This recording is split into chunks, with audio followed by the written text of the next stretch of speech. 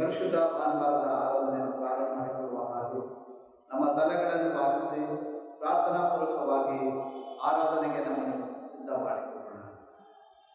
ಪ್ರಾರ್ಥನೆ ಮಾಡೋಣ. ಭೂಮಿಯು ಅದರಲ್ಲಿರುವ ಸಮಸ್ತವು ಯೆಹೋವನದು, ಲೋಕವು ಅದರ ನಿವಾಸಿಗಳು ಆತನವೇ. ಈ ನಮ್ಮ ಪರಿಶುದ್ಧ ಆರಾಧನಾ ಪ್ರಾರಂಭವು ತಂದೆ, ಕುಮಾರ, ಪವಿತ್ರಾತ್ಮವ ಸರ್ವಶಕ್ತ ದೇವರ ಹೆಸರಿನಲ್ಲಿ ಪ್ರಾರಂಭವಾಗಲಿ. ಆಮೆನ್.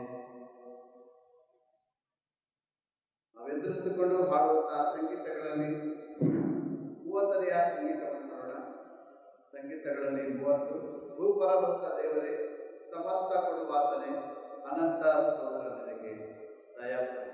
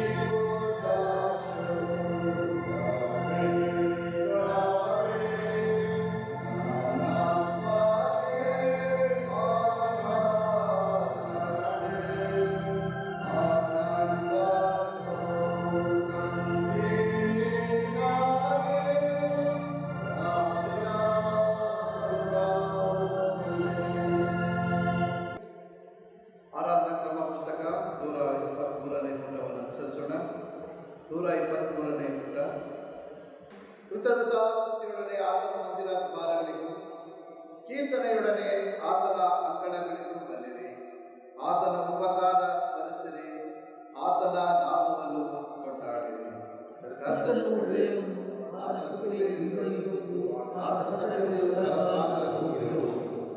ಬನ್ನಿರಿ, ನಮ್ಮ ನಿರ್ಮಾಣಿಕನಾದ ಕರ್ತನಿಗೆ ಸಾಷ್ಟಾಂಗವೆರಗಿ ಆರಾಧಿಸೋಣ. ಆತನ ದೇವರು, ಆತನ ಕೈಗಳಿರುವ ಆಗಿದ್ದೇವೆ. ಕರ್ತನ ಪರ್ವತವನ್ನು ಹತ್ತತಕ್ಕವರು ಯಾರು? ಆತನ ಪವಿತ್ರ ಸ್ಥಾನದಲ್ಲಿರುವುದಕ್ಕೆ ಯಾರು ಯೋಗ್ಯರು?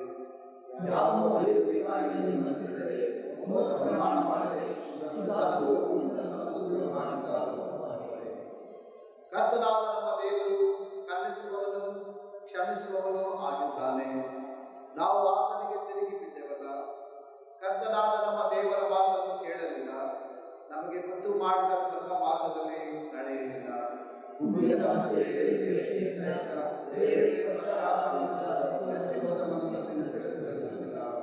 ಯೇಸು ಇಂತೆಂದನು, ಎಲೈ ಕಷ್ಟಪಡುವವರೇ, ಹೊರೆ ಹೊತ್ತವರೇ, ನೀವೆಲ್ಲರೂ ನನ್ನ ಬಳಿಗೆ ಬನ್ನಿರಿ, ನಾನು ನಿಮಗೆ ವಿಶ್ರಾಂತಿ ಕೊಡುವೆನು.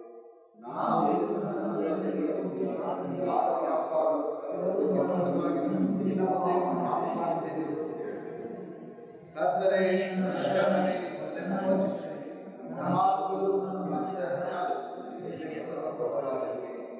ಆಮೆನ್. ಪ್ರಾರ್ಥನೆ ಮಾಡೋಣ. ಸರ್ವಶಕ್ತನಾದ ದೇವರೇ, ನಮ್ಮ ಕರ್ತನಾದ ಯೇಸು ಕ್ರಿಸ್ತನ ಮುಖಾಂತರ ಈ ನಮ್ಮ ಆರಾಧನೆಯನ್ನು ನಿನಗೆ ಸಮರ್ಪಿಸಲು ನಿನ್ನ ಪಾದ ಸನ್ನಿಧಿಗೆ ಬಂದಿರುತ್ತೇವೆ. ನಾವು ನಮ್ಮ ಪಾಪಗಳನ್ನು ಯಥಾರ್ಥವಾಗಿ ಅರಿಕೆ ಮಾಡುವಂತೆಯೂ ನಮಗಾಗಿ ಮಾತ್ರವಲ್ಲದೆ ಬೇರೆಯವರಿಗಾಗಿ ಪ್ರಾರ್ಥಿಸುವಂತೆಯೂ ಸಹಾಯ ಮಾಡು. ನಿನ್ನ ಪವಿತ್ರ ವಾಕ್ಯವನ್ನು ಕೇಳಿ ನಿನ್ನ ಪ್ರೀತಿಯ ಮಹಾತಿಶಯವನ್ನು ಹೆಚ್ಚು ಹೆಚ್ಚಾಗಿ ಗ್ರಹಿಸುವಂತೆಯೂ ನಮ್ಮ ಜೀವಮಾನದಲ್ಲ ನಿನ್ನ ಕೃಪೆಯ ಫಲಗಳನ್ನು ಕೊಡುತ್ತಾ ಬರುವಂತೆಯೂ ಅನುಗ್ರಹಿಸಬೇಕೆಂದು ನಮ್ಮ ಕರ್ತನಾದ ಯೇಸು ಕ್ರಿಸ್ತನ ಮುಖಾಂತರ ನಿನ್ನನ್ನು ಬೇಡಿಕೊಳ್ಳುತ್ತೇವೆ. ನಮ್ಮಲ್ಲಿ ಪಾಪವಿಲ್ಲವೆಂದು ನಾವು ಹೇಳಿಕೊಳ್ಳುವುದಾದರೆ ನಮ್ಮನ್ನು ನಾವೇ ಮೋಸಪಡಿಸಿಕೊಳ್ಳುತ್ತೇವೆ ಮತ್ತು ಸತ್ಯವೆಂಬುದು ನಮ್ಮಲ್ಲಿಲ್ಲ. ನಮ್ಮ ಎಲ್ಲ ತಪ್ಪು ದೋಷಗಳನ್ನು ಒಪ್ಪಿಕೊಂಡು ಅರಿಕೆ ಮಾಡಿದರೆ ಆತ ನಂಬಿಗಸ್ತನು ನೀತಿವಂತನೂ ಆಗಿರುವುದರಿಂದ ಸಕಲ ನೀತಿಯನ್ನು ಪರಿಹರಿಸಿ ನಮ್ಮನ್ನು ಶುದ್ಧಿ ಮಾಡುವುದು. ನಾವು ಸಂಗೀತವನ್ನು ಹಾಡಿದ ನಂತರ ಕ್ಷಣದ ಮೌನವಾಗಿದ್ದು 126ನೇ ಪುಟದಲ್ಲಿದ್ದ ಕೆಳಗಣ ಪಾಪದ ಅರಿಕೆಯನ್ನು ಒಂದೇ ಮನಸ್ಸಿಂದ ಅರಿಕೆ ಮಾಡೋಣ. 126.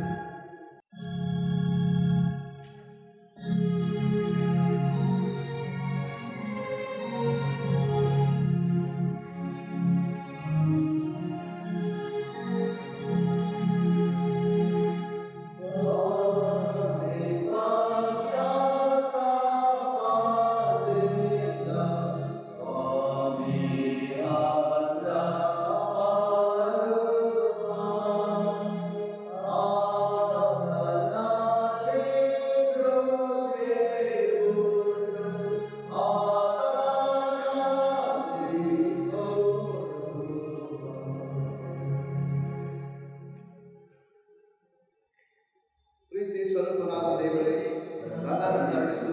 ಕರುಣಾನಿಧಿಯೇ, ನನ್ನ ದ್ರೋಹವನ್ನು ಸಹಿಸಬೇಡಿ. ನನ್ನ ಪಾಪವನ್ನು ಸಂಪೂರ್ಣವಾಗಿ ತೊಳೆದುಬಿಡು. ನನ್ನ ದೋಷವನ್ನು ಪರಿಹರಿಸಿ ನನ್ನನ್ನು ಶುದ್ಧೀಕರಿಸು. ನಾನು ದ್ರೋಹಿಯನ್ನು ನಾನೇ ಒಪ್ಪಿಕೊಂಡಿದ್ದೇನೆ. ನನ್ನ ಪಾಪವು ಯಾವಾಗಲೂ ನನ್ನ ಮುಂದೆ ಇದೆ. ನಿನಗೆ ಮಾಡಿದ್ದೇನೆ. ನಿನ್ನ ದೃಷ್ಟಿಗೆ ಕೆಟ್ಟದಾಗಿರುವುದನ್ನೇ ಮಾಡಿದ್ದೇನೆ. ದೇವರಿಗೆ ನನ್ನಲ್ಲಿ ಶುದ್ಧ ಹೃದಯ ನಿರ್ಮಿಸು. ನನಗೆ ಸ್ಥಿರ ಚಿತ್ತವನ್ನು ಅನುಗ್ರಹಿಸಿ ನನ್ನನ್ನು ಉತ್ತರಪಡಿಸು. ನಿನ್ನ ರಕ್ಷಣಾತ್ಮಕವನ್ನು ಆತ್ಮೀಯ ಅನುಭವಿಸುವಂತೆ ಮಾಡು. ನನ್ನ ನಿಶ್ಚಿತ ಮನಸ್ಸನ್ನು ಮುಟ್ಟಿಸಿ ನನಗೆ ಆಧಾರ.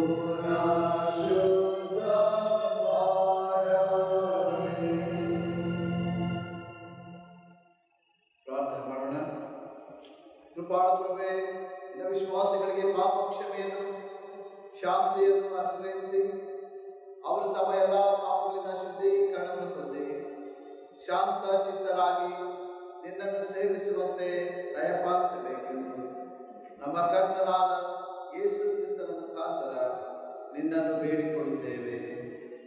ಆಮೆನ್.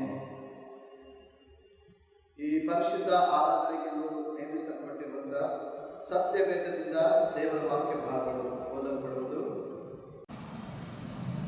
ಈ ಪರಿಶುದ್ಧ ಆರಾಧನೆಗೆ ನೇಮಕವಾದಂತಹ ಮೊದಲನೆಯ ಸತ್ಯವೇದ ಭಾಗವು ಆಮೋಸನ ಪ್ರವಾದನೆಯ ಗ್ರಂಥ 8ನೇ ಅಧ್ಯಾಯ 9ನೇ ವಚನದಿಂದ 13ನೇ ವಚನದವರೆಗೆ ದೇವರ ವಾಕ್ಯವನ್ನು ಕೇಳೋಣ. ಕರ್ತನಾದ ಯೆಹೋವನು ಇಂತೆನ್ನುತ್ತಾನೆ, ಆ ದಿನದಲ್ಲಿ ಸೂರ್ಯನನ್ನು ಮಧ್ಯಾಹ್ನಕ್ಕೆ ಮುಳುಗಿಸುವೆನು, ಭೂಮಿಯನ್ನು ಹಗಲಿನಲ್ಲೇ ಮೊಬ್ಬು ಮಾಡುವೆನು. ನಿಮ್ಮ ಉತ್ಸಾಹಗಳನ್ನು ದುಃಖಕ್ಕೆ ಮಾರ್ಪಡಿಸುವೆನು. ನಿಮ್ಮ ಗಾಯನಗಳನ್ನೆಲ್ಲ ಶೋಕಗೀತಕ್ಕೆ ತಿರುಗಿಸುವೆನು. ಎಲ್ಲರೂ ಸೊಂಟಕ್ಕೆ ಗೋಣಿತಟ್ಟನ್ನು ಸುತ್ತಿಕೊಂಡು ತಲೆ ಬೋಳಿಸಿಕೊಳ್ಳುವಂತೆ ಮಾಡುವೆನು. ನಿಮ್ಮ ಪ್ರಲಾಪವು ಏಕಪುತ್ರ ಶೋಕಕ್ಕೆ ಸಮಾನವಾಗುವುದು. ಅದು ಆದ ಮೇಲೂ ವಾಕ್ಯಕುಲವು ಇದ್ದೇ ಇರುವುದು. ಕರ್ತನಾದ ಯೆಹೋವನು ಇಂತೆನ್ನುತ್ತಾನೆ, ಆಹಾ, ನಾನು ದೇಶಕ್ಕೆ ಕ್ಷಾಮವನ್ನು ಉಂಟು ಮಾಡುವ ದಿನಗಳು ಬರುತ್ತಿವೆ. ಅದು ಅನ್ನದ ಕ್ಷಾಮವಲ್ಲ, ನೀರಿನ ಕ್ಷಾಮವಲ್ಲ, ಯೆಹೋವನ ವಾಕ್ಯಗಳ ಕ್ಷಾಮವೇ. ಸಮುದ್ರದಿಂದ ಸಮುದ್ರಕ್ಕೆ, ಬಡಗಲಿಂದ ಮೂಡಲಿಗೆ ಬಳಲುತ್ತಾ ಹೋಗುವರು.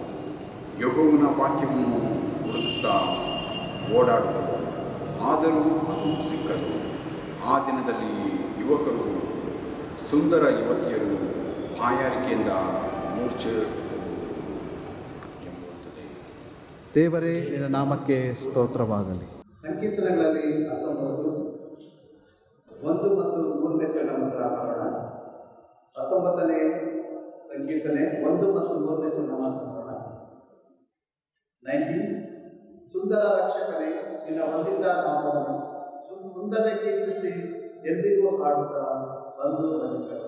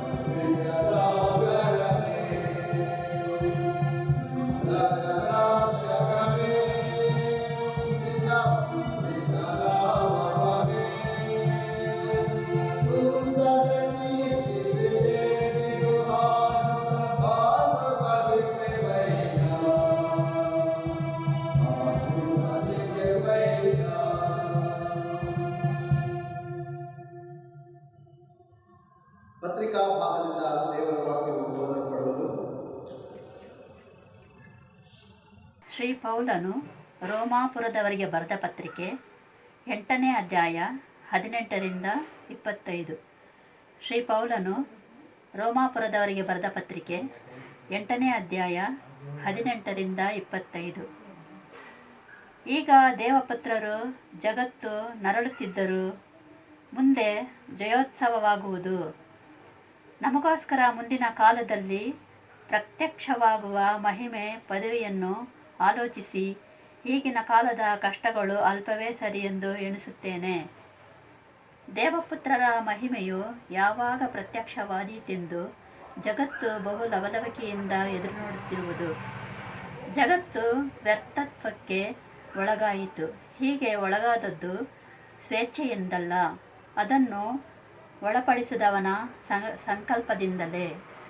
ಆದರೂ ಅದಕ್ಕೊಂದು ನಿರೀಕ್ಷೆಯುಂಟು, ಏನೆಂದರೆ ಆ ಜಗತ್ತು ಕೂಡ ನಾಶದ ವಶದಿಂದ ಬಿಡುಗಡೆಯಾಗಿ ದೇವರ ಮಕ್ಕಳ ಮಹಿಮೆಯುಳ್ಳ ವಿಮೋಚನೆಯಲ್ಲಿ ಪಾಲು ಹೊಂದುವುದೇ. ಜಗತ್ತೆಲ್ಲ ಇಂದಿನವರೆಗೂ ನೆರಳುತ್ತಾ ಪ್ರಸವ ವೇದನೆ ಪಡುತ್ತಾ ಇರುತ್ತದೆಂದು ನಾವು ಬಲ್ಲೆವು. ಇದು ಮಾತ್ರವಲ್ಲದೆ ಪ್ರಥಮ ಫಲವಾಗಿರುವ ಪವಿತ್ರಾತ್ಮ ವರವನ್ನು ಹೊಂದಿದ ನಾವಾದರೂ ದೇವಪುತ್ರರ ಪದವಿಯನ್ನು, ಅಂದರೆ ದೇಹಕ್ಕೆ ಬರಬೇಕಾದ ವಿಮೋಚನೆಯನ್ನು ಎದುರು ನೋಡುತ್ತಾ ನಮ್ಮೊಳಗೆ ನರಳುತ್ತೇವೆ. ನಾವು ರಕ್ಷಣೆಯನ್ನು ಹೊಂದಿದವರಾದರೂ ಇನ್ನೂ ಎದುರು ನೋಡುವರಾಗಿದ್ದೇವೆ. ಎದುರು ನೋಡುವ ಪದವಿ ಪ್ರತ್ಯಕ್ಷವಾಗಿದ್ದರೆ ಎದುರು ನೋಡುವುದೇಕೆ? ಪ್ರತ್ಯಕ್ಷವಾದದ್ದನ್ನು ಎದುರು ಉಂಟೆ, ಆದರೆ ಕಾಣದಿರುವುದನ್ನು ನಾವು ಎದುರು ನೋಡುವವರಾಗಿದ್ದರೆ ತಾಳ್ಮೆಯಿಂದ ಕಾದುಕೊಂಡಿರುವೆವು. ದೇವರೇ ನಿನಗೆ ಸ್ತೋತ್ರವಾಗಲಿ. ಅವರೇ ತಿಳಿದುಕೊಂಡು ಆಡುವಂತಹ ಸಂಗೀತಗಳಲ್ಲಿ 147ನೇ ಸಂಗೀತವನ್ನು ಮಾಡೋಣ. ಶುದ್ಧ ದಿವ್ಯ ಕರ್ತವೇ, ನನ್ನ ಶ್ರೇಷ್ಠ ದ್ರವ್ಯವೇ. 147 ಪ್ರಾರಂಭದ 2 ಕ್ಷಣಗಳನ್ನು ಮಾತನಾಡೋಣ.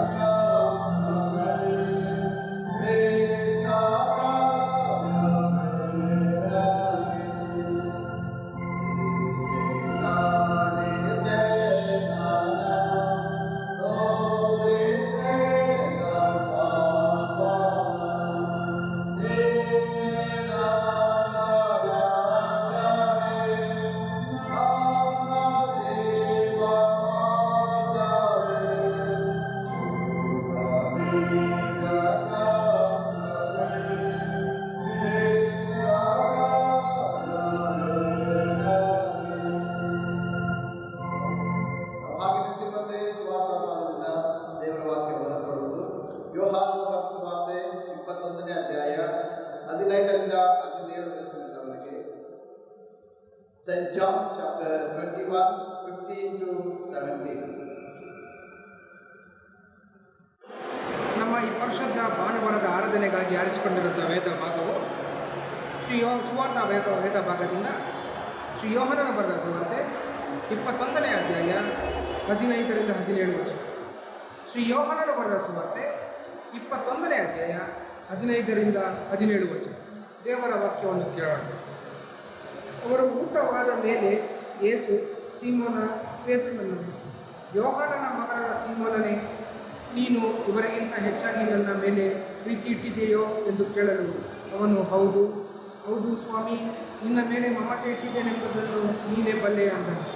ಆತನು ಅವನಿಗೆ, ನನ್ನ ಕುರಿಮರಿಗಳನ್ನು ಮೇಯಿಸು ಎಂದು ಹೇಳಿದನು. ಆತನು ತಿರುಗಿ 2ನೆಯ ಸಾರಿ ಅವನನ್ನು, ಯೋಹಾನನ ಮಗನಾದ ಸೀಮೋನನೇ, ನನ್ನ ಮೇಲೆ ಪ್ರೀತಿ ಇಟ್ಟಿದೆಯೋ ಎಂದು ಕೇಳಲು ಅವನು, ಹೌದು ಸ್ವಾಮಿ, ನಿನ್ನ ಮೇಲೆ ಮಮತೆ ಇಟ್ಟಿದ್ದೇನೆ ಎಂಬುದನ್ನು ನೀನೇ ಬಲ್ಲೆ ಅಂದನು. ಆತನು ಅವನಿಗೆ, ನನ್ನ ಕುರಿಗಳನ್ನು ಕಾಯಿ ಎಂದು ಹೇಳಿದನು. ಆತನು 3ನೆಯ ಸಾರಿ, ಯೋಹಾನನ ಮಗನಾದ ಸೀಮೋನನೇ, ನನ್ನ ಮೇಲೆ ಮಮತೆ ಇಟ್ಟಿದೆಯೋ ಎಂದು ಕೇಳಿದನು. 3ನೆಯ ಸಾರಿ ಆತನು ನನ್ನ ಮೇಲೆ ಮಮತೆ ಇಟ್ಟಿದೆಯೋ ಎಂದು ತನ್ನನ್ನು ಕೇಳಿದ್ದಕ್ಕೆ ಪೇತ್ರನು ದುಃಖಪಟ್ಟು, ಸ್ವಾಮಿ, ನೀನು ಎಲ್ಲ ಬಲ್ಲಿ, ನಿನ್ನ ಮೇಲೆ ನಾನು ಮಮತೆ ಇಟ್ಟಿದ್ದೇನೆಂಬುದು ನಿನಗೆ ತಿಳಿದದೆ ಅಂದನು ಎಂಬುವಂಥದ್ದು. ಕ್ರಿಸ್ತನೇ ನಾಮಕ್ಕೆ ಸ್ತೋತ್ರವಾಗಲಿ.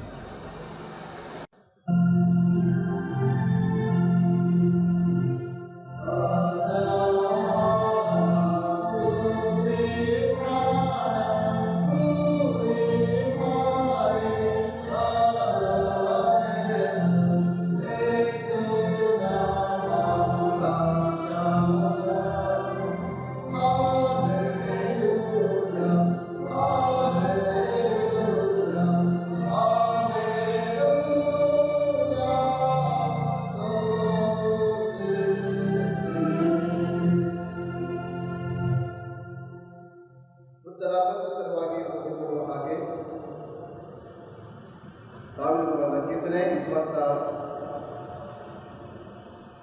4 Psalms 24.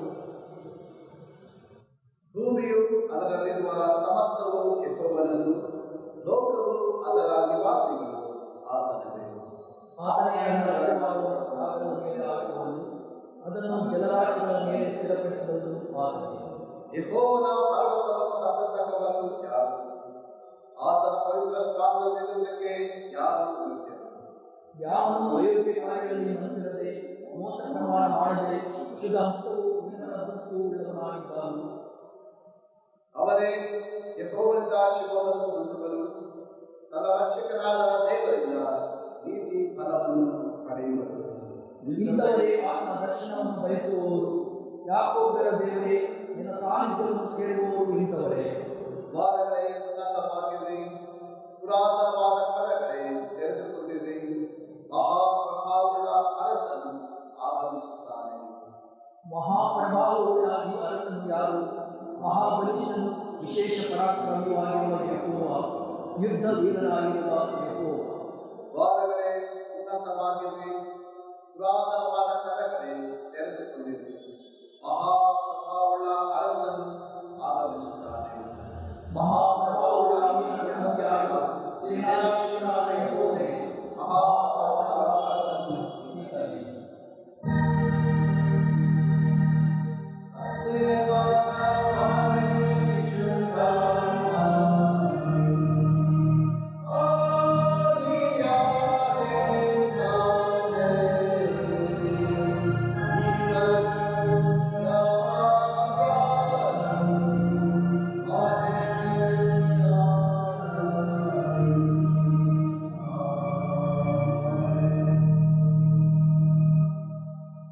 ದಯಮಾಡಿ ಸಭೆಯಲ್ಲಿ ಕುಳಿತುಕೊಳ್ಳುವಂತೆ ವಿನಂತಿ.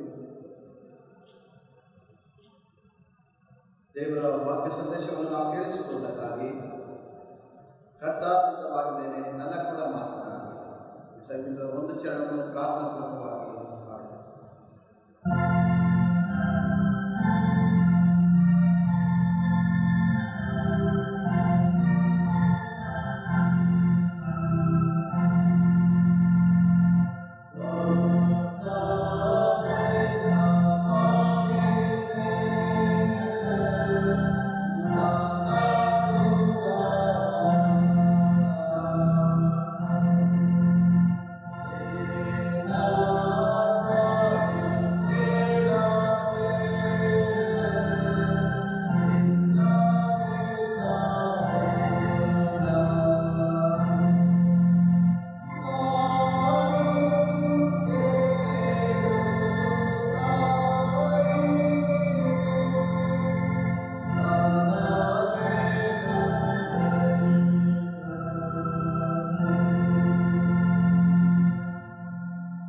ಕರ್ತನೇ, ನನ್ನ ಶರಣನೇ, ನನ್ನ ವಿಮೋಚಕನೇ, ನನ್ನ ಮಾತುಗಳು, ನಮ್ಮೆಲ್ಲರ ಹೃದಯದ ಧ್ಯಾನವು ನಿನಗೆ ಸಮರ್ಪಕವಾಗಿರಲಿ. ಆಮೆನ್. ಕರ್ತನಲ್ಲಿ ಪ್ರೀತಿಯುಳ್ಳ ದೇವಜನರೇ, ಈ ಲಾಕ್ಡೌನ್ನ ದಿನಮಾನಗಳಲ್ಲಿ ನಾವು ದೇವರನ್ನು ಆರಾಧಿಸುವುದಕ್ಕೆ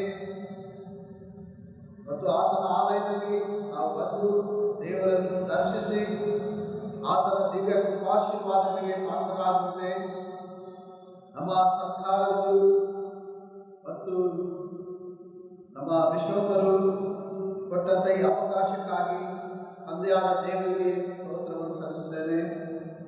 ಈ ಕಾರ್ಯವು ಯೆಹೋವನಿಂದಲೇ ಆಯ್ಕೆಂಬುದಾಗಿ ನಾವು ನಂಬುವರಾಗಿದ್ದೇವೆ. ಈ ದಿನ ನಮಗೆ ಕೊಡಲ್ಪಟ್ಟಿರುವಂಥ ದೇವರ ವಾಕ್ಯದ ವಿಷಯ ಎನ್ವೈರ್ಮೆಂಟ್ ಸಂಡೇ ಎಂಬುದಾಗಿ, ಪರಿಸರ ಭಾನುವಾರ. ನಾವು ನಮ್ಮ ಸುತ್ತಮುತ್ತಲು ನೋಡುವ ಸಮಯದಲ್ಲಿ ಆಕಾಶ, ಚಂದ್ರ, ನಕ್ಷತ್ರಗಳು ಮತ್ತು ಬೆಟ್ಟ ಗುಡ್ಡಗಳು, ನದಿ ಸಾಗರಗಳು, ಗಾಳಿ ಬೆಳಕು, ಗಿಡ ಮರಗಳು, ಪ್ರಾಣಿ ಪಕ್ಷಿಗಳು, ಇವುಗಳನ್ನು ನಾವು ಪರಿಸರ ಎಂಬುದಾಗಿ ನೋಡುತ್ತೇವೆ. ಮತ್ತು ಇವುಗಳು ಮತ್ತು ಮಾನವರ ನಡುವಿನ ಸಂಬಂಧ ಅದು ಅತಿ ಶ್ರೇಷ್ಠವಾದದ್ದು. ದೇವರು ಸೃಷ್ಟಿ ಮಾಡಿದಂಥ ಈ ಲೋಕದ ಸರ್ವ ಸೃಷ್ಟಿಯನ್ನು ತನ್ನ ಅಧೀನದಲ್ಲಿಟ್ಟುಕೊಂಡು ದೇವರು ತನ್ನ ಇಷ್ಟಾನುಸಾರವಾಗಿ ಅದನ್ನು ನಡೆಸುತ್ತಿರುವಂಥದ್ದನ್ನು ನಾವು ನೋಡ್ತೇವೆ. ಮತ್ತು ಮನುಷ್ಯನಿಗೂ ದೇವರು ಅವುಗಳ ಮೇಲೆ ಅಧಿಕಾರವನ್ನು ಕೊಟ್ಟಿರುವಂತಹದ್ದನ್ನು ನಾವು ದಾಖಲೆಕ್ಕಿಂತ 8ನೇ ಅಧ್ಯಾಯದಲ್ಲಿ ನಾವು ಓದಿ ತಿಳಿದುಕೊಳ್ಳುತ್ತೇವೆ.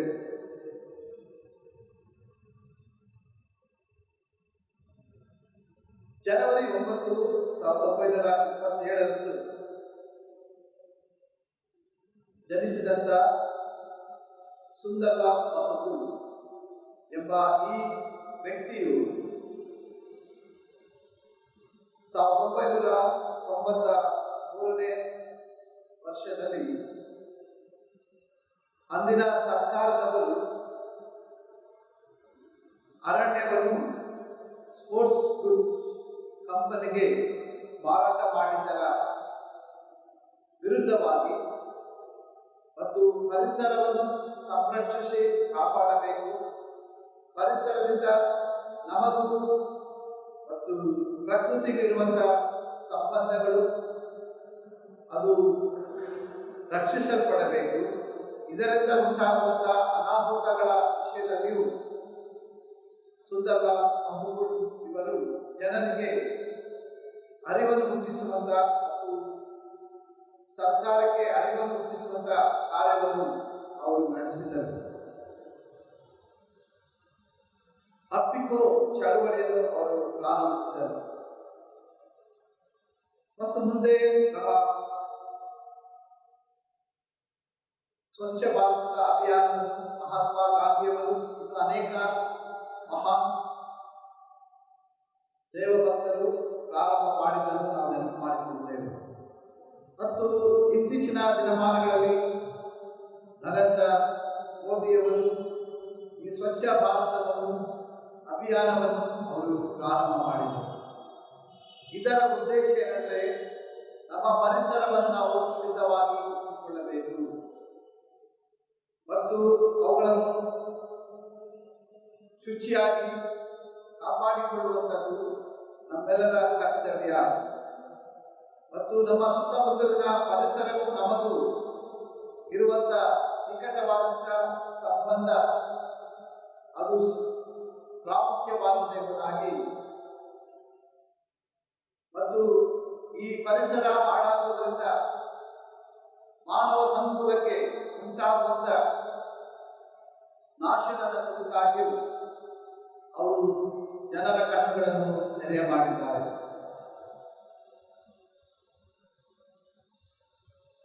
ದೇವರು ಮನುಷ್ಯನನ್ನು ಸೃಷ್ಟಿ ಮಾಡಿದ ದಿನದಿಂದಲೂ ಈ ಭೂಮಿಯ ಮೇಲೆ, ಈ ಪರಿಸರದ ಮೇಲೆ ನಿತ್ಯ ನಿರಂತರವೂ ದಬ್ಬಾಳಿಕೆ, ದೌರ್ಜನ್ಯ, ಶೋಷಣೆ ನಡೆಸಲ್ಪಡುತ್ತಾ ಇದೆ.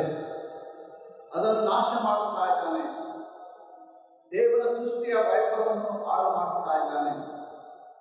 ಇದರಿಂದ ಪರಿಸರದ ಸಮತೋಲನ ಹಾಳಾಗಿದೆ. ಮನುಷ್ಯನ ಸ್ವಾರ್ಥತೆ, ಅತಿ ಆಶೆ, ಹಣದಾಶೆ, ಅಧಿಕಾರದಾಶೆ, ಲೋಕದ ಆಶೆಗಳು ತುಂಬಿಸಲ್ಪಟ್ಟವನಾಗಿ ಪರಿಸರದ ಮೇಲೆ ತನ್ನ ನಿತ್ಯ ನಿರಂತರವಾದಂಥ ಶೋಷಣೆಯನ್ನು ಮನುಷ್ಯನು ಮಾಡುತ್ತಾ ಇದ್ದಾನೆ. ಮತ್ತು ದೇವರ ಪ್ರಕೃತಿಯ ಸೌಂದರ್ಯ ಹಾಳು ಮಾಡಿದ್ದಾನೆ.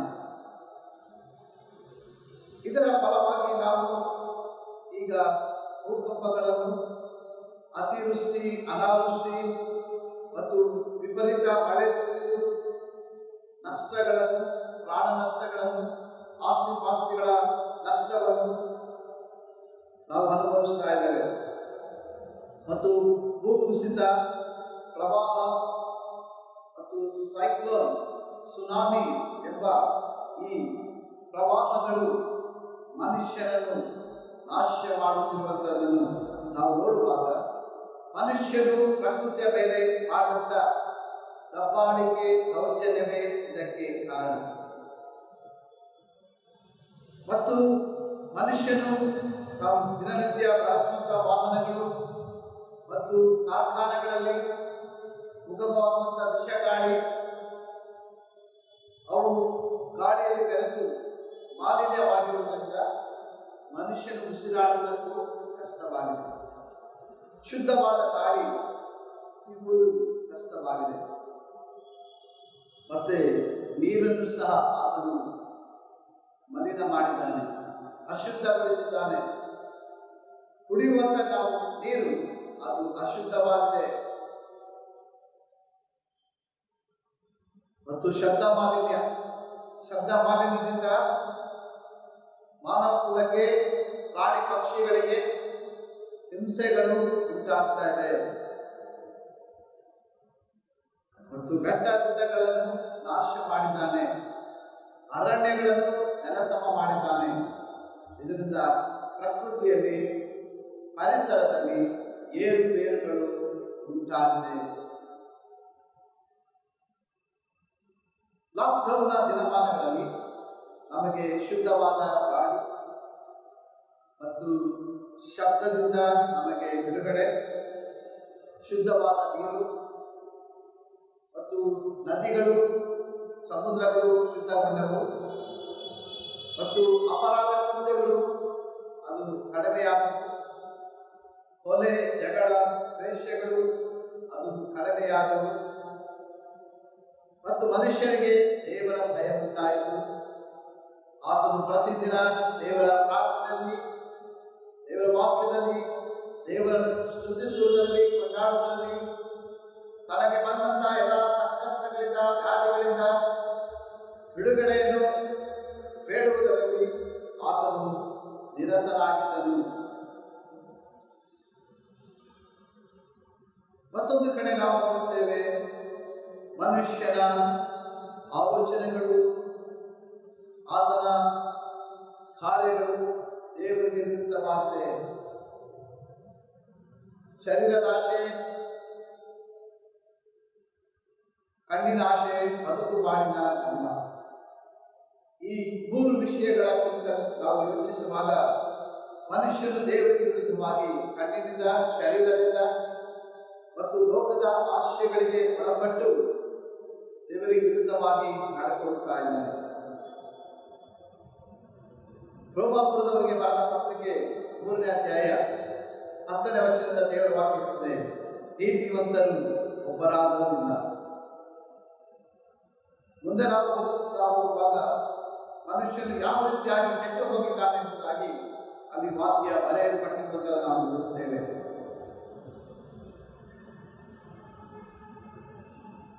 ಯಾಕೋಬನು ಸಹ ಆತನು ತನ್ನ ಪತ್ರಿಕೆಯಲ್ಲಿ ಬರುತ್ತಾನೆ, ನಾಲಿಗೆಯು ಅದು ಕೆಟ್ಟ ನುಡಿಗಳನ್ನು ನುಡಿಯುತ್ತದೆ.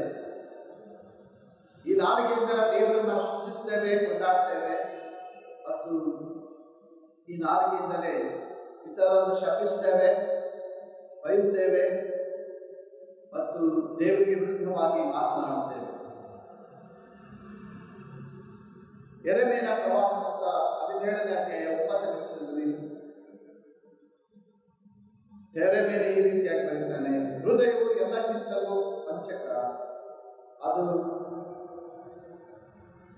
ರೋಗಕ್ಕೆ ತುತ್ತಾಗಿದೆ ಎಂಬುದಾಗಿ. ಮನುಷ್ಯರಲ್ಲಿ ದ್ವೇಷ, ಅಸೂಯೆ, ಹೊಟ್ಟೆಕಿಚ್ಚು, ಅಸಮಾಧಾನ, ಮತ್ಸರ, ಭಿನ್ನಭೇದಗಳು, ಅಹಂಕಾರ, ಸ್ವಾರ್ಥತೆ, ಜಗಳ, ಲಂಚ, ಮೋಸ, ಅನ್ಯಾಯ, ಅಕ್ರಮಗಳು, ಕೊಲೆ, ಪಾಠಭಂಗ, ಇಂತಹ ಎಲ್ಲ ಕಾರ್ಯಗಳಿಂದ ಮನುಷ್ಯರು ತುಂಬಿಸಲ್ಪಟ್ಟಿರುವ ಕಾರಣದಿಂದಾಗಿ ದೇವರು ಮನುಷ್ಯರ ಮೇಲೆ ಕೋಪಗೊಂಡು ಇಂತಹ ಘೋರವಾದಂತಹ ವ್ಯಾಧಿಗಳನ್ನು ಹರಡುತ್ತಾ ಇದ್ದಾರೆ. ಅದು ಹೆಚ್ಚುವ ಆಗುವುದಕ್ಕೆ ದೇವರ ಕೋಪಾಗ್ನಿ ಕಾರಣವಾಗಿದೆ.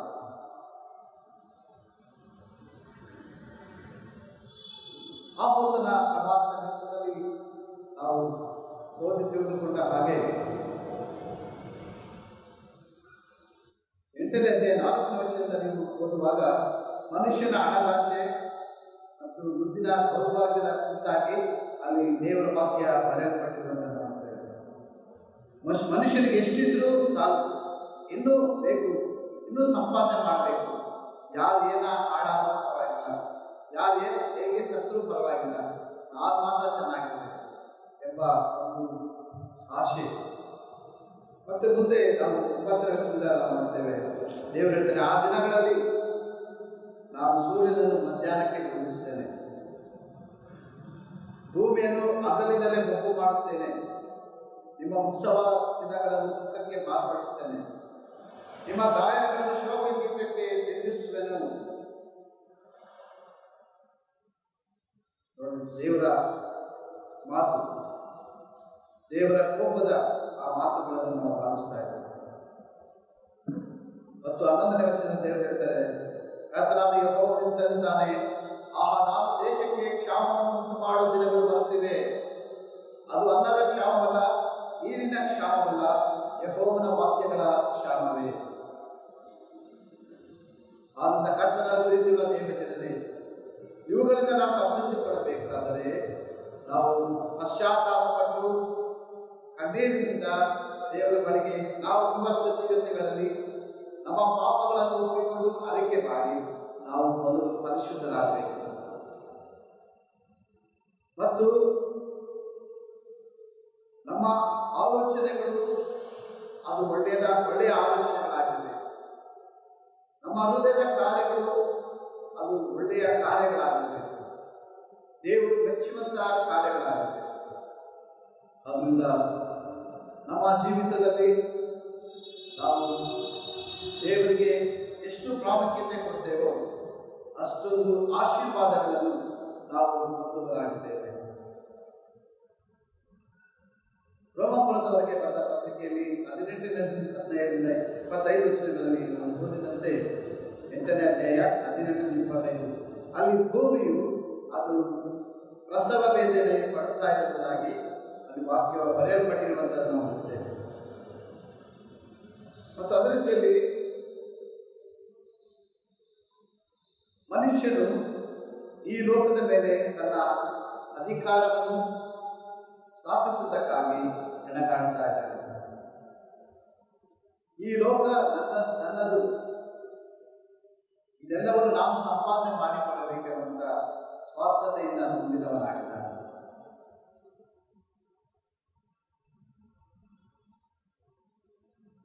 ಪೌಲನು ಎಫೆಸದವರಿಗೆ ಬರೆದ ಪತ್ರಿಕೆ 6ನೇ ಅಧ್ಯಾಯ 11, 12 ಮತ್ತು 14-18 ವಚನಗಳವರೆಗೆ ವಾಕ್ಯ ಹೀಗೆ ಬರೆಯುತ್ತದೆ. Ephesians chapter 6. ಸೈತಾನನ ತಂತ್ರೋಪಾಯಗಳನ್ನು ನೀವು ಎದುರಿಸಿ ನಿಲ್ಲುವುದಕ್ಕೆ ಶಕ್ತರಾಗುವಂತೆ ದೇವರು ದಯಪಾಲಿಸುವ ಸರ್ವಾಯುಧಗಳನ್ನು ಧರಿಸಿಕೊಳ್ಳಿರಿ. ನಾವು ಹೋರಾಡುವುದು ಮನುಷ್ಯ ಮಾತ್ರದವರ ಸಂಗಡವಲ್ಲ, ರಾಜ್ಯತ್ವಗಳ ಮೇಲೆಯೂ ಅಧಿಕಾರಿಗಳ ಮೇಲೆಯೂ ಈ ಅಂಧಕಾರದ ಲೋಕಾಧಿಪತಿಗಳ ಮೇಲೆಯೂ ಆಕಾಶ ಮಂಡಲದಲ್ಲಿರುವ ದುರಾತ್ಮ ಸೇನೆಯ ಮೇಲೆಯೂ ನಾವು ಹೋರಾಡುವರಾಗಿದ್ದೇವೆ. 14 ನಿಮಿಷದಿಂದ ಸತ್ಯವೆಂಬ ನಡುಕಟ್ಟನ್ನು ಕಟ್ಟಿಕೊಂಡು ಸಮಾಧಾನ ವಿಷಯವಾದ ಸ್ವಾತಂತ್ರ್ಯದಲ್ಲಿ ಸಿದ್ಧವಾದ ಮನಸ್ಸೆಂಬ ಕೆರೆಗಳನ್ನು ಬೆಟ್ಟಿಕೊಂಡು ನಿಲ್ಲಿರಿ ಮತ್ತು ನಂಬಿಕೆ ಎಂಬ ಪ್ರಾಣಿಯನ್ನು ಹಿಡಿದುಕೊಳ್ಳಿರಿ. ಆದ್ದರಿಂದ ನೀವು ಕೆಡುಕನ ಅಗ್ನಿಬಾಣಗಳನ್ನೆಲ್ಲ ಆರಿಸುವುದಕ್ಕೆ ಶಕ್ತರಾಗಿರಿ. ಇದಲ್ಲದೆ ರಕ್ಷಣೆ ಎಂಬ ಶಿರಸ್ತ್ರಾಣವನ್ನು ಇಟ್ಟುಕೊಂಡು ಪವಿತ್ರಾತ್ಮ ಕೊಡುವ ದೇವರ ವಾಕ್ಯವ ಕಥೆಯನ್ನು ಹಿಡಿಯಿರಿ. ನೀವು ಪವಿತ್ರಾತ್ಮ ಪ್ರೇರಿತರಾಗಿ ಎಲ್ಲ ಸಮಯಗಳಲ್ಲಿ ಸಕಲ ವಿಧವಾದ ಪ್ರಾರ್ಥನೆಯಿಂದಲೂ ವಿಜ್ಞಾಪನೆಯಿಂದಲೂ ದೇವರನ್ನು ಪ್ರಾರ್ಥಿಸಲಿ. ಇದರಲ್ಲಿ ಪೂರ್ಣ ಸ್ಥಿರಚಿತ್ತರಾಗಿದ್ದು ದೇವ ಜನರೆಲ್ಲರ ವಿಷಯದಲ್ಲಿ ವಿಜ್ಞಾಪನೆ ಮಾಡುತ್ತಾ ಎಚ್ಚರವಾಗಿವೆ ಎಂಬುದಾಗಿ ದೇವರಲ್ಲಿ ನಮಗೆ ಸಂದೇಶಗಳನ್ನು ಕೊಡ್ತಾ ಇದ್ದಾರೆ. ಗಲಾತ್ಯ 5:14 ವಚನದಲ್ಲಿ ವಾಕ್ಯ ಇರ್ತದೆ, ನಾವು ನಿದ್ರೆ ಮಾಡುವವರೇ ಎಚ್ಚರವಾಗಿರಿ, ಸತ್ತವರನ್ನು ಬಿಟ್ಟು ಹೇಳಿರಿ, ಕ್ರಿಸ್ತನು ನಮಗೆ ಪ್ರಕಾಶ ಕೊಡುವನು ಎಂದು ಹೇಳಿದೆ. 15ನೇ ವಚನ, ಆದ ಕಾರಣ ನೀವು ನಡೆಕೊಳ್ಳುವ ರೀತಿಯನ್ನು ಕುರಿತು ಚೆನ್ನಾಗಿ ನೋಡಿಕೊಳ್ಳಿರಿ, ಜ್ಞಾನವಿಲ್ಲದವರಾಗಿ ನಡೆಯದೆ ಜ್ಞಾನವಂತರಾಗಿರ್ರಿ ಎಂಬುದಾಗಿ. ಮತ್ತು ಈ ದಿನಗಳು ಕೆಟ್ಟವುಗಳಾಗಿವೆ, ಆದ್ದರಿಂದ ಕಾಲವನ್ನು ಸುಮ್ಮನೆ ಕಳೆದುಕೊಳ್ಳದೆ ಅದನ್ನು ಬೆಲೆಯುಳ್ಳದೆಂದು ಉಪಯೋಗಿಸಿಕೊಳ್ಳಿರಿ ಎಂಬುದಾಗಿ ದೇವರು ತನ್ನ ವಾಕ್ಯವನ್ನು ನಮಗೆ ಅನುಗ್ರಹಿಸಿಕೊಡ್ತಾರೆ.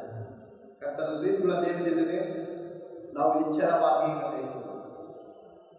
ನಾವು ದೇವರನ್ನು ಆರಾಧಿಸುವುದರಲ್ಲಿ, ಪ್ರಾರ್ಥಿಸುವುದರಲ್ಲಿ, ಇತರರನ್ನು ನಮ್ಮಂತೆ ಪ್ರೀತಿಸುವುದರಲ್ಲಿ ನಾವು ನಿರತರಾಗಬೇಕು.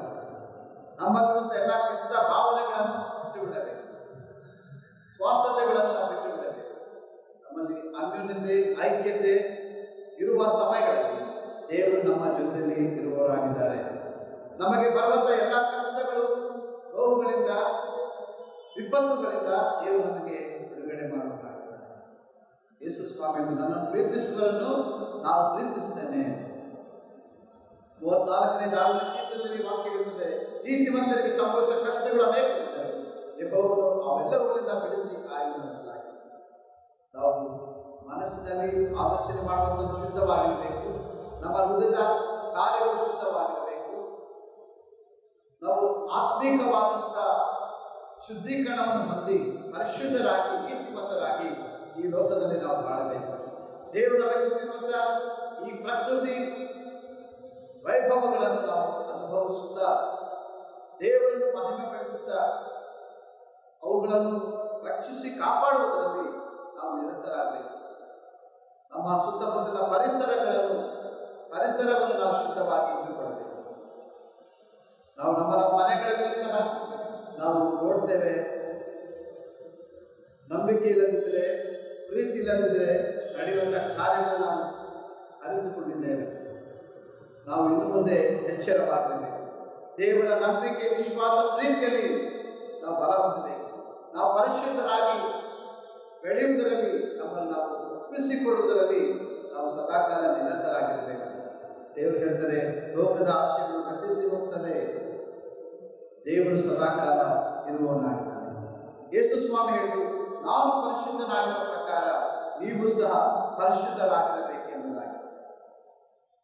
ಕರ್ತನ ಪ್ರೀತಿಯುಳ್ಳ ದೇವಜನರೇ, ಒಂದು ಕ್ಷಣ ನಾವು ಯೋಚನೆ ಮಾಡಿಕೊಳ್ಳೋಣ.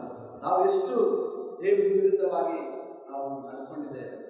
ನಮ್ಮ ಸುತ್ತಮುತ್ತಲ ಪರಿಸರಗಳನ್ನು ನಾವು ಹಾಳು ಮಾಡಿದ್ದೇವೆ, ನಾಶಪಡಿಸಿದ್ದೇವೆ. ಅದನ್ನು ದೇವರಲ್ಲಿ ನಾವು ಕ್ಷಮಾಪಣೆಯನ್ನು ಬೇಡಿಕೊಳ್ಳೋಣ.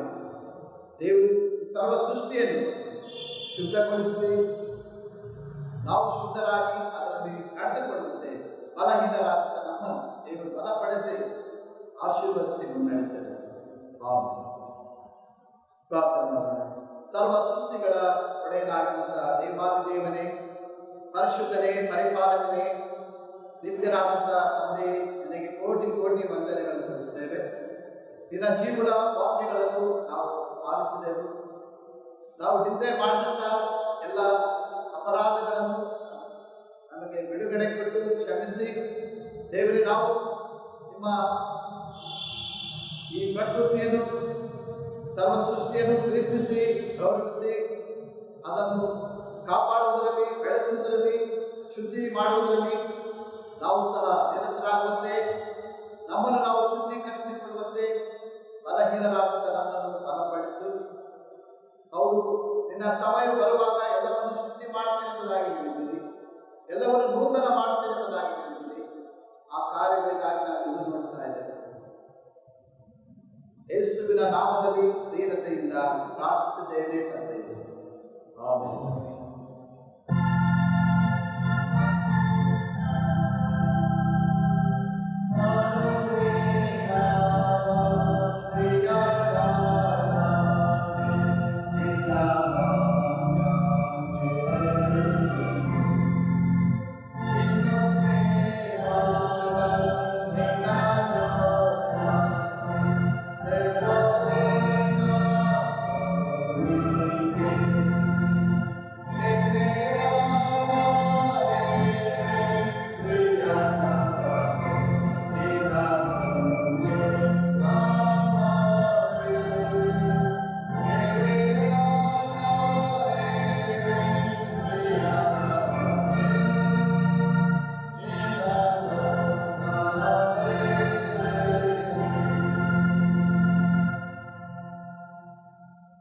ನಾವೆಲ್ಲರೂ ನಿಂತುಕೊಂಡು ಅಪೊಸ್ತಲರ ವಿಶ್ವಾಸೋತ್ತರ 128 128.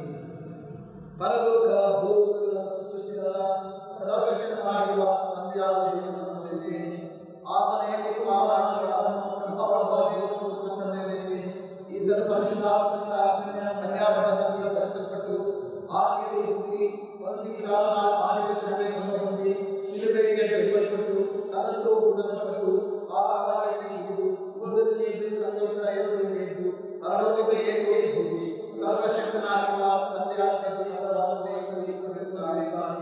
ಈತನ ಅಮಿತ ಮತ್ತು ಬದುಕಿರುವುದು ಸತ್ತವರಿಗೂ ನ್ಯಾಯಸುತ್ತೇನೆ.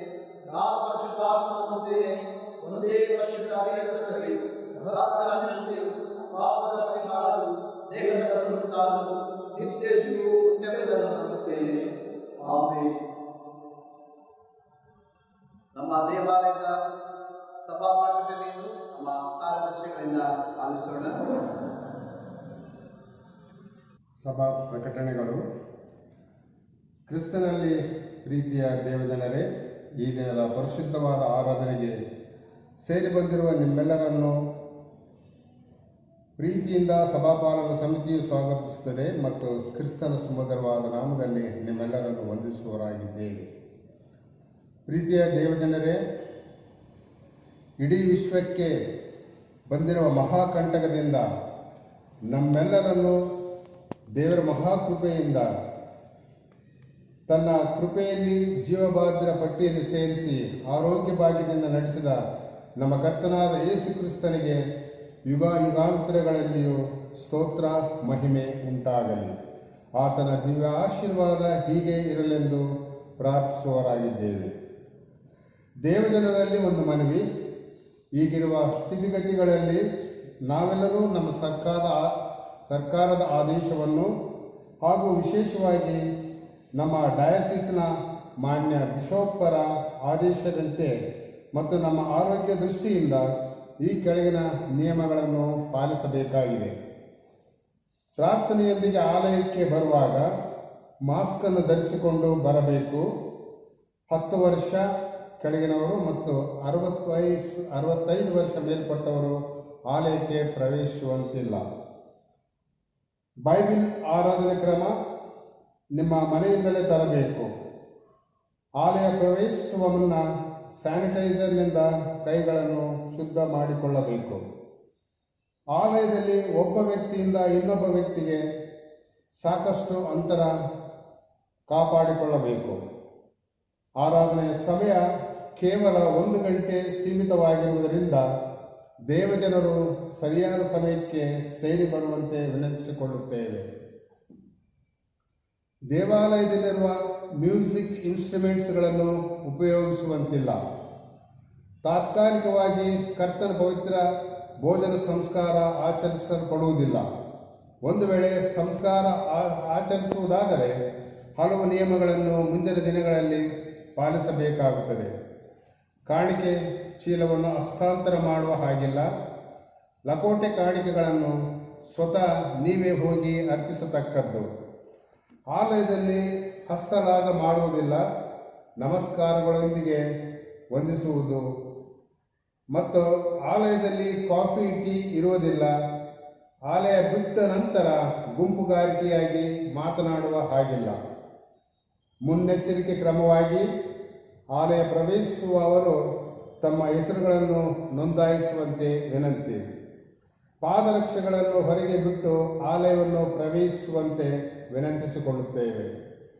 ದೇವಜನರು ಈ ಎಲ್ಲ ನಿಯಮಗಳನ್ನು ಪಾಲಿಸುವಂತೆ ಪ್ರೀತಿಯಿಂದ ಸಭಾಪಾಲನಾ ಸಮಿತಿಯು ವಿನಂತಿಸಿಕೊಳ್ಳುತ್ತದೆ. ಈ ಲಾಕ್ಡೌನ್ ಸಮಯದಲ್ಲಿ ದೇವಜನರ ಪ್ರಾರ್ಥನೆಯೊಂದಿಗೆ ಅನೇಕರು ತಮ್ಮ ಸಹಾಯದ ಹಸ್ತವನ್ನು ಚಾಚಿರುತ್ತಾರೆ. ಪ್ರತ್ಯಕ್ಷವಾಗಿಯೂ ಮತ್ತು ಪರೋಕ್ಷವಾಗಿಯೂ ಸಹಾಯ ಮಾಡಿದಂಥ ಬಡವರನ್ನು ನೆನೆಸಿಕೊಂಡು ಸಹಾಯ ಮಾಡಿದಂಥ ದೇವಜನರಿಗೆ ಅನಂತ ಕೃತಜ್ಞತೆಗಳನ್ನು ಸಲ್ಲಿಸುವವರಾಗಿದ್ದೇವೆ. ಪ್ರಿಯರೇ, ಹೆಚ್ಚು ಕಡಿಮೆ 3 ತಿಂಗಳ ಕಾಲ ಆರಾಧನೆ ನಡೆಯಲಿಲ್ಲ. ಆದಾಗ್ಯೂ ಆಲಯದ ಕೆಲಸ ಕುಂಠಿತವಾಗಿ ನಡೆಯುತ್ತಲಿದೆ. ಯಥಾರೀತಿಯಾಗಿ ಲೈಟ್ ಬಿಲ್, ವಾಟರ್ ಬಿಲ್ ಮತ್ತು passage light bill, water bill ಎಲ್ಲವನ್ನೂ ನೀಡಲೇಬೇಕಾಗಿದೆ. ಹಾಗೂ ಈ ಸಮಯದಲ್ಲಿ ಎಲ್ಲ ರೀತಿಯ ಅನಾನುಕೂಲತೆ ಇತ್ತು. ಇನ್ನು ಮುಂದೆ ದೇವಜನರು ಆತನ ಮಹೋಪಕಾರಗಳನ್ನು ನೆನೆಸಿ ಆತನಿಗೆ ಸಲ್ಲಿಸಬೇಕಾದ ಕಾಣಿಕೆಗಳನ್ನು ವಿನಯದೊಡನೆ ಅರ್ಪಿಸುವಂತೆ ಪ್ರೀತಿಯಿಂದ ವಿನಂತಿಸಿಕೊಳ್ಳುತ್ತೇವೆ. ಆಲಯದ ಕಾಮಗಾರಿಕೆ ನಡೆಯುತ್ತಿದೆ. ವಿಶೇಷವಾಗಿ ಹಿಂದೆ ಪ್ರಕಟಿಸಿದಂತೆ ಆಲಯದ ಮುಂಭಾಗಲ ಮೇನ್ ಗೇಟ್ ಕೆಲಸಕ್ಕಾಗಿ ಕನ್ನಡ ಸಭೆಯ ವತಿಯಿಂದ 2.5 ಲಕ್ಷ ರೂಗಳನ್ನು ಮತ್ತು ಪಾರ್ಕಿಂಗ್ ಟೈಲ್ಸ್ ಅದಕ್ಕಾಗಿ 1.25 ಲಕ್ಷ ರೂಪಾಯಿಗಳನ್ನು ಕನ್ನಡ ಸಭೆಯ ವತಿಯಿಂದ ಈಗಾಗಲೇ ನೀಡಲಾಗಿದೆ. ಈ ಕೆಲಸಗಳಿಗಾಗಿ ಪ್ರಾರ್ಥನೆಯೊಂದಿಗೆ ಕೊಡುಗೆಗಳನ್ನು ನೀಡಿರುವ ನಿಮ್ಮೆಲ್ಲರನ್ನು ಸಮಿತಿಯು ಪ್ರೀತಿಯಿಂದ ವಂದಿಸುತ್ತದೆ. ಕನ್ನಡ ಸಭೆಯ ಮೇಲೆ ಮತ್ತೊಂದು ಜವಾಬ್ದಾರಿಕೆಯ ಕೆಲಸ ಉಂಟು. ಬಹುತೇಕ ಆಲಯದ ವುಡನ್ ವರ್ಕ್, ಮೇನ್ ಡೋರ್ ಮೇಲೆ ಇರುವ ಒಂದು ದೊಡ್ಡ ವಿಂಡೋ ಹಾಗೂ ಅನೇಕ ವುಡನ್ ವರ್ಕ್ ಕನ್ನಡ ಸಭೆಯ ವತಿಯಿಂದ ಅದು ದಾರಿಯಾಗಿ ನೀಡಲಾಗಿದೆ. ಇವುಗಳನ್ನು ಪ್ರಕೃತಿಯ ಅಂದರೆ ಬಿಸಿಲು ಮಳೆ ಗಾಳಿಗಳಿಂದ ಸಂರಕ್ಷಿಸುವ ಕಾರ್ಯ ನಮ್ಮ ಮೇಲಿದೆ. ಅಂದರೆ 2 ಕ್ಯಾನಪಿ ಕೆಲಸದಿಂದ ಅದನ್ನು ಸಂರಕ್ಷಿಸಬೇಕಾಗಿದೆ. ದಾನಿಗಳು ದಯಮಾಡಿ ಇದನ್ನು ಗಮನದಲ್ಲಿಟ್ಟುಕೊಂಡು ತಮ್ಮ ಕಾಣಿಕೆಗಳನ್ನು ನೀಡುವಂತೆ ಪ್ರೀತಿಯಿಂದ ವಿನಂತಿಸಿಕೊಳ್ಳುತ್ತೇವೆ. ಆರಾಧನೆಯ ನಂತರ ಸಭಾಪಾಲನ ಸಮಿತಿ ಸದಸ್ಯರು ಒಂದು 10 ನಿಮಿಷ ಸೇರಿ ಬರುವಂತೆ ತಮ್ಮಲ್ಲಿ ವಿನಂತಿಸಿಕೊಳ್ಳುತ್ತೇವೆ.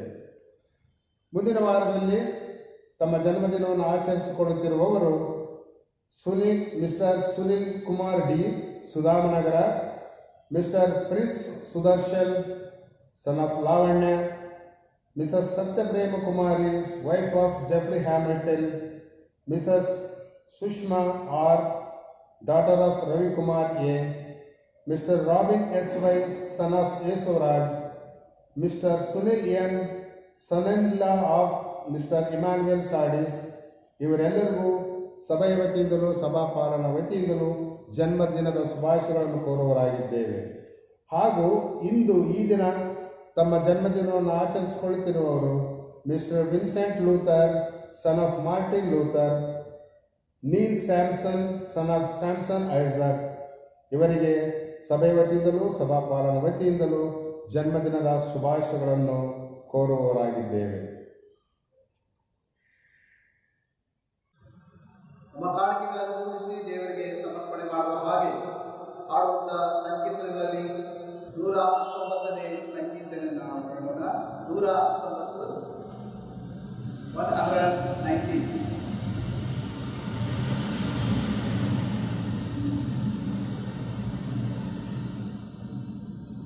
ಶುದ್ಧ ಯೇಸುವೇ ನಿನ್ನ ಕೈಗೆ ಪರಿಶುದ್ಧಿಸು ತಡವಿಲ್ಲದೆ.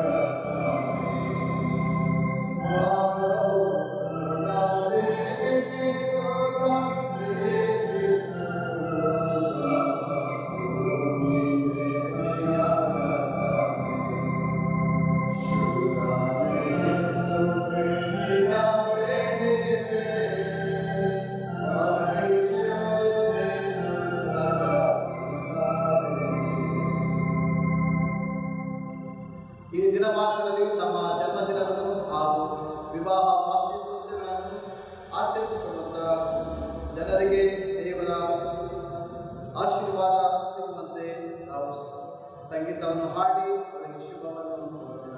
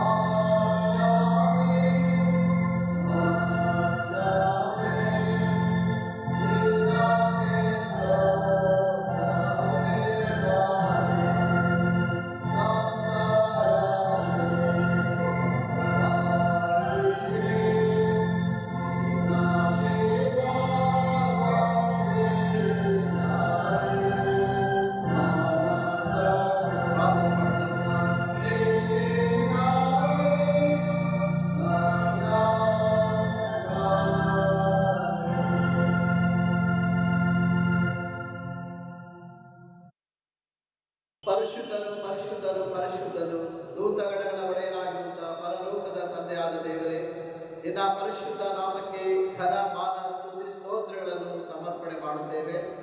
ಈ ದಿನಮಾನಗಳಲ್ಲಿ ದೇವರೇ, ನಾವು ನಮ್ಮ ನಮ್ಮ ಮನೆಗಳಲ್ಲಿ ನಿನ್ನನ್ನು ಆರಾಧಿಸಿ ಪ್ರತಿದಿನ ನಾವು ಪ್ರಾರ್ಥನೆಗಳಲ್ಲಿಯೂ ನಿನ್ನ ಜೀವನ ವಾಕ್ಯಗಳಲ್ಲಿಯೂ ನಾವು ಆತ್ಮೀಕವಾದಂತಹ ಮನ್ನವನ್ನು ಸೇವಿಸುತ್ತಾ ಪ್ರಾರ್ಥನೆಯೊಂದಿಗೆ ನಿಮ್ಮೊಂದಿಗೆ ಮಧುರವಾದಂಥ ಆತ್ಮಿಕ ಸಂಬಂಧವನ್ನು ಬೆಳೆಸಿಕೊಳ್ಳುತ್ತಾ ನಿನ್ನ ಆಶೀರ್ವಾದ ಫಲಗಳನ್ನು ಕಾಣುವಂತೆ ನೀವು ಕೊಟ್ಟಂಥ ಸೌಭಾಗ್ಯಕ್ಕಾಗಿ ನಿನಗೆ ಸ್ತೋತ್ರ. ದೇವರೇ, ಸಭೆಯ ಒಂದೊಂದು ಕುಟುಂಬಗಳನ್ನು ಆಶೀರ್ವಾದ ಮಾಡಿದ್ದಕ್ಕಾಗಿ ನಿನಗೆ ಸ್ತೋತ್ರ. ದೇವರೇ, ಈ ದಿನಮಾನಗಳಲ್ಲಿ ತಮ್ಮ ಜನ್ಮದಿನವನ್ನು ಹಾಗೂ ವಿವಾಹ ವಾರ್ಷಿಕೋತ್ಸವವನ್ನು ಆಚರಿಸಿಕೊಳ್ಳುತ್ತಾ ನಿನ್ನ ಮಕ್ಕಳನ್ನು ಆಶೀರ್ವದಿಸಿ ಸಂದು ಹೋದ ವರ್ಷ ದಿನಮಾನಗಳೆಲ್ಲ ನಿನ್ನ ಪ್ರೀತಿಯ ಫಲಗಳನ್ನು ತುಂಬಿಸಿ ನಡೆಸಿದ್ದಕ್ಕಾಗಿ ನಿನಗೆ ಸ್ತೋತ್ರ. ದೇವರೇ, ಮುಂದಿನ ಹೊಸ ವರ್ಷ ದಿನಮಾನಗಳಲ್ಲೂ ನಿನ್ನ ಆಶೀರ್ವಾದಗಳನ್ನು ತುಂಬಿಸಯ್ಯ. ವಿಶೇಷವಾಗಿ ಈ ಕಾಣಿಕೆಗಳೊಂದಿಗೆ ನಮ್ಮನ್ನೇ ನಿನಗೆ ಸಜೀವ ಯಜ್ಞವಾದ ಕಾಣಿಕೆಗಳಾಗಿ ಸಮರ್ಪಿಸುತ್ತೇವೆ. ಸ್ವೀಕರಿಸು, ನಮ್ಮನ್ನು ಆಶೀರ್ವದಿಸು. ಮುಂದಿನ ದಿನಮಾನಗಳಲ್ಲಿ ನಿನ್ನ ಪವಿತ್ರ ಆಲಯದಲ್ಲಿ ನಾವು ಬಂದು ನಿನ್ನನ್ನು ಆರಾಧಿಸುವಂತ ಸೌಭಾಗ್ಯಗಳನ್ನು ನಮಗೆ ದಯಪಾಲಿಸು.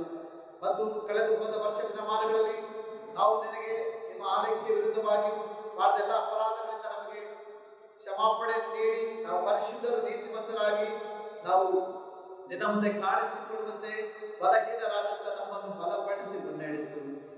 ಯೇಸುವಿನ ನಾಮದಲ್ಲಿ ದೀನತೆಯಿಂದ ಪ್ರಾರ್ಥಿಸಿದ್ದೇವೆ ತಂದೆ, ಆಮೆನ್. ಸರ್ವಶಕ್ತನಾದ ನಮ್ಮ ತಂದೆಯಾದ ದೇವರೇ, ನಿನ್ನ ನಾಮಕ್ಕೆ ಸ್ತೋತ್ರವಾಗಲಿ. ನಿನ್ನ ಮಕ್ಕಳಾದ ನಮ್ಮ ಮೇಲೆ ನಿನ್ನ ಅಮೂಲ್ಯವಾದ ಆಶೀರ್ವಾದಗಳನ್ನು ಇಟ್ಟು ನಮ್ಮನ್ನು ಸಂರಕ್ಷಿಸಿದೆ. ಇಲ್ಲಿಯವರೆಗೆ ನೀನು ನಮಗೆ ನೀಡಿದ ಎಲ್ಲ ವರಕ್ಕಾಗಿ ನನ್ನನ್ನು ಸ್ತುತಿಸುವವರಾಗಿದ್ದೇವೆ. ನಿನ್ನನ್ನು ಸ್ತುತಿಸಲು ನಮಗೆ ಕೊಟ್ಟ ಈ ಸಮಯಕ್ಕಾಗಿ ನಿನಗೆ ವಂದನೆ ಸಲ್ಲಿಸುವವರಾಗಿದ್ದೇವೆ. ಕರ್ತನೇ, ವಿಶ್ವದಾದ್ಯಂತ ನಿನ್ನ ಮಕ್ಕಳು ಕೊರೋನಾ ಸೋಂಕಿನಿಂದ ನರಳುತ್ತಿದ್ದಾರೆ. ನೀನೇ ಅವರನ್ನು ಸಂರಕ್ಷಿಸಬೇಕು. ನಿನ್ನ ಪ್ರೀತಿಯ ಹಸ್ತವನ್ನು ಅವರ ಮೇಲೆ ಇಟ್ಟು ಕಾಪಾಡು. ಈ ಸಂದಿಗ್ಧ ಸಮಯದಲ್ಲಿ ನಿಸ್ವಾರ್ಥ ಸೇವೆ ಮಾಡುವವರ ಮೇಲೆ ನಿನ್ನ ಆಶೀರ್ವಾದವಿರಲಿ. ಹಾಗೆಯೇ ವಿಶ್ವದ ಎಲ್ಲ ನಾಯಕರುಗಳ ಮೇಲೆ ನಿನ್ನ ಆಶೀರ್ವಾದವಿರಲಿ. ಅವರು ನಿಸ್ವಾರ್ಥ ಸೇವೆ ಮಾಡುವಂತೆ ಅವರನ್ನು ಅನುಗ್ರಹಿಸು. ಹಾಗೆಯೇ ದೇವಾಲಯಗಳು ಪ್ರಾರಂಭವಾಗುವ ಅವಕಾಶವನ್ನು ಕೊಟ್ಟಿರಲಾಗಿ ಮನುಷ್ಯರಾದ ನಾವು ನಮ್ಮ ಕರ್ತವ್ಯಗಳನ್ನು ಪಾಲಿಸುವ ಸುಜ್ಞಾನವನ್ನು ಅನುಗ್ರಹಿಸು. ಈ ನಮ್ಮ ಎಲ್ಲ ಪ್ರಾರ್ಥನೆಯನ್ನು ಯೇಸುವಿನ ಮುಖಾಂತರ ನಿನ್ನನ್ನು ಬೇಡಿಕೊಳ್ಳುತ್ತೇವೆ ತಂದೆಯೇ, ಆಮೇನ್. ತಂದೆಯೇ, ನಿಮ್ಮಲ್ಲಿ ನಾವು ನೆಲೆಗೊಂಡು ನಿಮ್ಮ ವಾಕ್ಯದಲ್ಲಿ ನಾವು ಮುಂದುವರಿಯುವ ಹಾಗೆ ನಮ್ಮನ್ನು ಬಲಪಡಿಸಬೇಕಾಗಿ ಪ್ರಾರ್ಥಿಸ್ತಾ ಇದ್ದೀನಿ. ಈ ಹೊತ್ತಿನಲ್ಲಿ ತಂದೆಯೇ, ಕೊರೋನಾ ವೈರಸ್ಗೋಸ್ಕರ ಪ್ರಾರ್ಥನೆ ಮಾಡ್ತಾ ಇದ್ದೀನಿ. ಈ ಲೋಕದಲ್ಲಿ ಅದು ಆ ವೈರಸ್ಸು ಹರಡಿ ತಂದೆಯೇ ಎಷ್ಟೋ ಜನ ಮೃತಪಟ್ಟಿದ್ದಾರೆ. ಅಂಥ ಕುಟುಂಬಗಳಿಗೆ ಬೇಕಾದ ಶಾಂತಿಯನ್ನು, ಸಮಾಧಾನವನ್ನು ಕೊಡಬೇಕಾಗಿ ಪ್ರಾರ್ಥಿಸ್ತಾ ಇದ್ದೀನಿ. ಎಷ್ಟೋ ಜನರು ತಂದೆಯೇ ಆಸ್ಪತ್ರೆಯಲ್ಲಿ, ಕ್ವಾರಂಟೈನಲ್ಲಿ ಸಹ ಇದ್ದಾರೆ. ಅಂಥವ್ರಿಗೆ ಬೇಕಾದ ಮೆಡಿಕಲ್ ಟ್ರೀಟ್ಮೆಂಟು ಲಭ್ಯವಾಗುವಂತೆ ಮಾಡಬೇಕಾಗಿ ಪ್ರಾರ್ಥಿಸ್ತಾ ಇದ್ದೀನಿ ತಂದೆಯೇ. ಡಾಕ್ಟರ್ಸ್ ಬೇಕಾದ ಜ್ಞಾನವನ್ನು ಕೊಡು, ಅವ್ರಿಗೆ ಬೇಕಾದ ಆರೋಗ್ಯವನ್ನು ಸಹ ಕೊಡಬೇಕಾಗಿ ಪ್ರಾರ್ಥಿಸ್ತಾ ಇದ್ದೀನಿ ತಂದೆಯೇ. ತಂದೆಯೇ ಎಷ್ಟೊಂದು ಜನ ಅವರು ತಂದೆಯೇ ನಿಮ್ಮನ್ನು ನಂಬಿದ ಮಕ್ಕಳು ತಂದೆಯೇ ಈ ರೋಗಗೋಸ್ಕರ ಮೊಣಕಾಲೂರು ಪ್ರಾರ್ಥಿಸ್ತಾ ಇದ್ದಾರೆ ತಂದೆಯೇ. ಅವರೊಂದಿಗೆ ನಾವು ಪ್ರಾರ್ಥನೆ ಮಾಡ್ತಾ ಇದ್ದೀವಿ. ನಿಮ್ಮ ಚಿತ್ತವಾದರೆ ತಂದೆಯೇ ಈ ವೈರಸ್ನು ಈ ಲೋಕದಿಂದ ನೀವು ಪಾರು ಮಾಡಬೇಕಾಗಿ ಪ್ರಾರ್ಥಿಸ್ತಾ ಇದ್ದೀನಿ ತಂದೆಯೇ. ಹೌದು ತಂದೆಯೇ, ನಾವು ಹಗಲು ರಾತ್ರಿ ಯಾವಾಗಲೂ ತಂದೆಯೇ ನಿಮ್ಮ ಸಾನ್ನಿಧ್ಯದಲ್ಲಿ ಇಟ್ಟು ನಿಮ್ಮ ಸಾನ್ನಿಧ್ಯದಲ್ಲಿ ಪ್ರಾರ್ಥಿಸುವ ಹಾಗೆ ನಮ್ಮನ್ನು ಬಲಪಡಿಸಬೇಕಾಗಿ ಪ್ರಾರ್ಥಿಸ್ತಾ ಇದ್ದೀನಿ ತಂದೆಯೇ. ಈ ಲೋಕದಲ್ಲಿರುವ ಒಳ್ಳೆ ಡಾಕ್ಟರ್ಸ್ ಸಹ ಈ ವೈರಸ್ಗೋಸ್ಕರ ವ್ಯಾಕ್ಸಿನ್ ಕಂಡುಹಿಡಿಬೇಕಂತಿದ್ದಾಗ ತಂದೆಯೇ ಅವ್ರಿಗೆ ಬೇಕಾದ ಒಳ್ಳೆ ಜ್ಞಾನವನ್ನು, ವಿವೇಚನೆಯನ್ನು ಕೊಡಬೇಕಂತಿದ್ದಾಗ ತಂದೆಯೇ ಅವ್ರಿಗೆ ಬೇಕಾದ ಒಳ್ಳೆ ಜ್ಞಾನವನ್ನು, ವಿವೇಚನೆಯನ್ನು ಕೊಟ್ಟು ತಕ್ಕ ಮೆಡಿಸಿನ್ ಅವರು ಕಂಡುಹಿಡಿಯುವ ಹಾಗೆ ಮಾಡಬೇಕಾಗಿ ಪ್ರಾರ್ಥಿಸ್ತಾ ಇದ್ದೀನಿ ತಂದೆಯೇ. ಇಷ್ಟು ತನಕ ನಮ್ಮನ್ನು ಕಾಪಾಡಿ ನಮ್ಮನ್ನು ಬಲಪಡಿಸಿದ ನಿಮ್ಮ ಕೃಪೆಗೆ ಸ್ತೋತ್ರ ಸಲ್ಲಿಸ್ತಾ ಈ ಚಿಕ್ಕ ಪ್ರಾರ್ಥನೆ ಯೇಸು ಕ್ರಿಸ್ತನ ಮುದ್ದಾದ ಹೆಸರಿನಲ್ಲಿ ಬೇಡಿಕೊಳ್ಳುತ್ತಾ ಇದ್ದೀನಿ ಪರಮ ತಂದೆಯೇ, ಆಮೇನ್. ಕೊನೆಯದಾಗಿ ಹಾಡುವಂತಹ ಸಂಗೀತಗಳಲ್ಲಿ 35ನೇ ಸಂಗೀತ, ಈವರೆಗಿರುವ ದೇವರು ಸಹಾಯ ಮಾಡಿದ್ದಾರೆ.